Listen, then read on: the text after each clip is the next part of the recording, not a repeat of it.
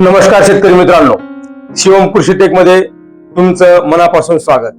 मी तुमचा मित्र सखाराम राठोड.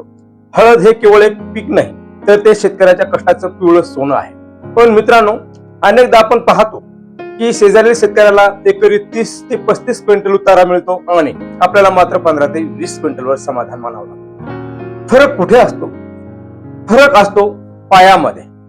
जशी इमारतीची मजबूती तिच्या पायावर अवलंबून असते, तसंच हळदीचं विक्रमी उत्पादन हे त्याच्या बेसल डोसवर अवलंबून असते.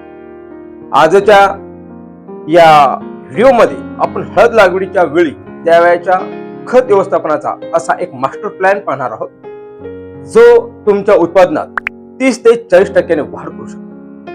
हा व्हिडिओ शेवटपर्यंत पहा, कारण अर्धवट माहिती ही नेहमीच घातक असते. भाग 1 मध्ये पाहूया बेसल डोस का महत्वाचा आहे.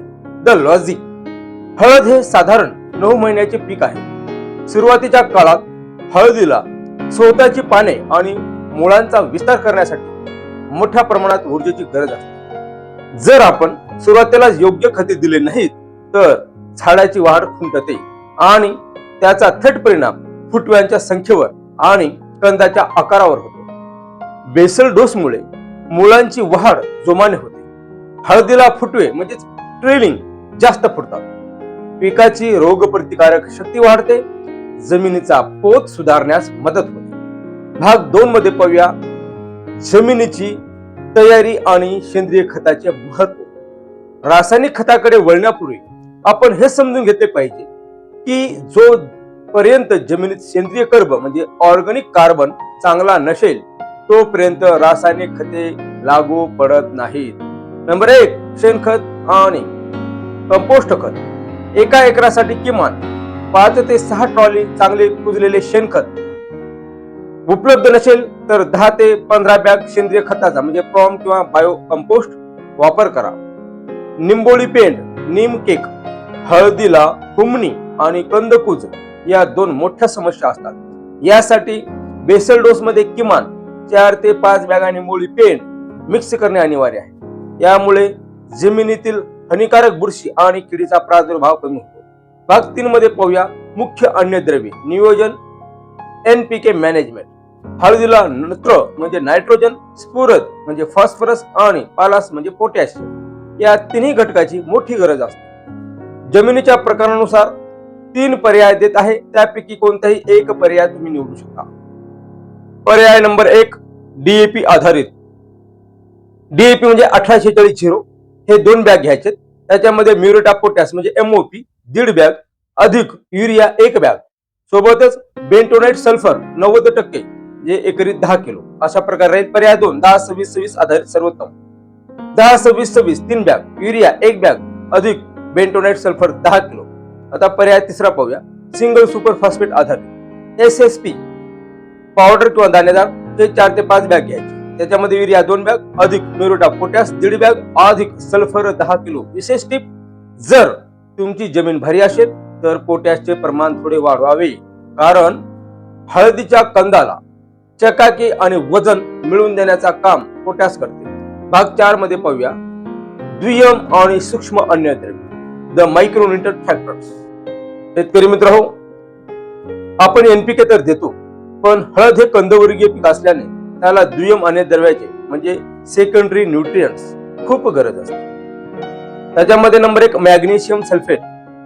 एका एकरासाठी 25 किलो मॅग्नेशियम सल्फेट द्या. यामुळे पाने हिरवीगार राहतात आणि प्रकाश संश्लेषण क्रिया वेगाने होते. नंबर 2, फेरस आणि झिंक. हळदीवर अनेकदा पिवळेपणा येतो, तो टाळण्यासाठी फेरस सल्फेट 10 किलो आणि zinc sulphate 10 kilo basal dose मध्ये नक्की वापरा. Number 3, calcium nitrate.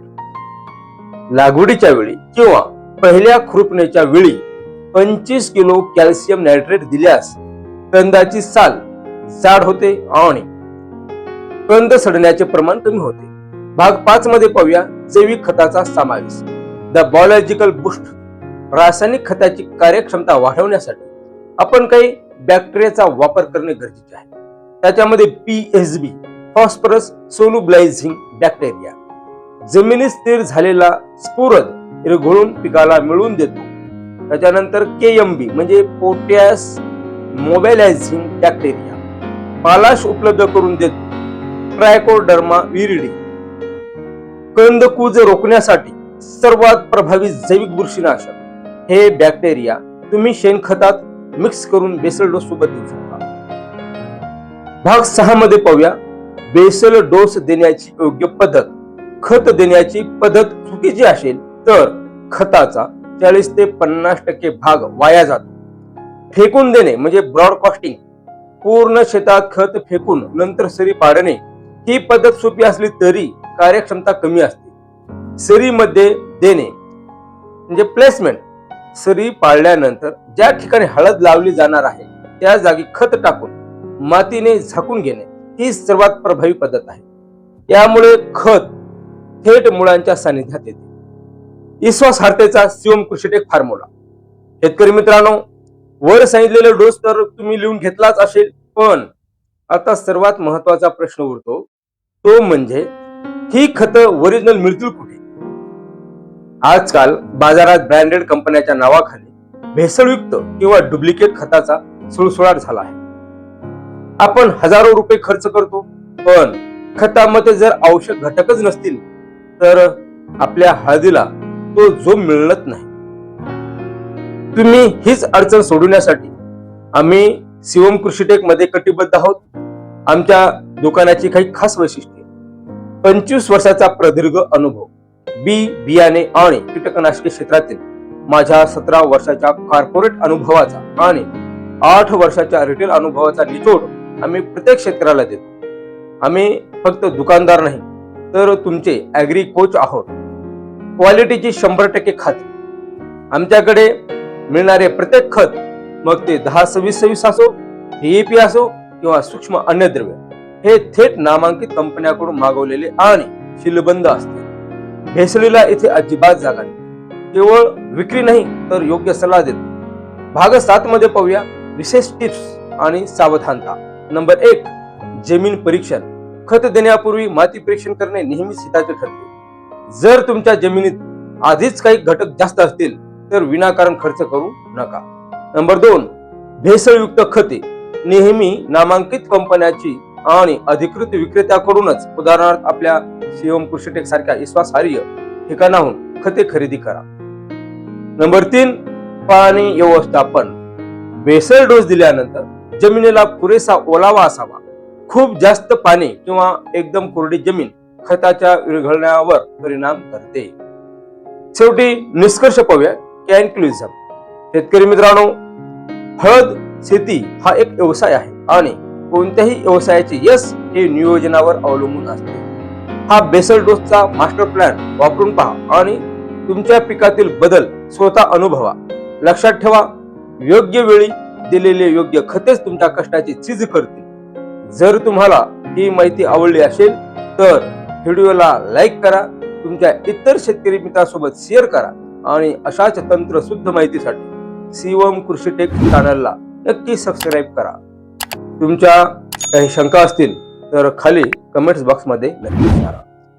आपण पुन्हा भेटूया पुढच्या एका अशाच माहितीपूर्ण व्हिडिओ मध्ये. तोपर्यंत राम राम. जय जवान, जय किसान,